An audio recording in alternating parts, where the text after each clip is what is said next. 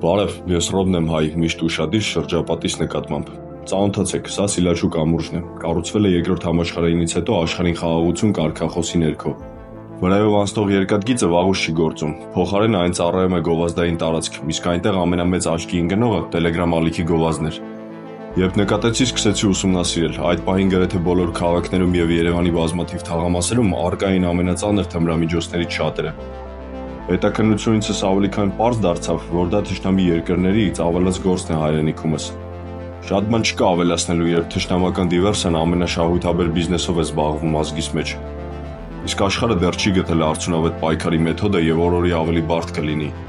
Անverջ կտուժվեն միայն բուրգի ցածր կանգնածները եւ հիմնականում ջահել սերնդիս մոլորյալները։ Գլխավերևում կվայելեն կյանքը անօգնական ժողովրդիս հաշվին։ Իսկ ես դեռ անպատրաստ եմ, բայց վստահ գիտեմ, մի օր կկարողանամ փոխել խաղի կանոնները մեր օգտին։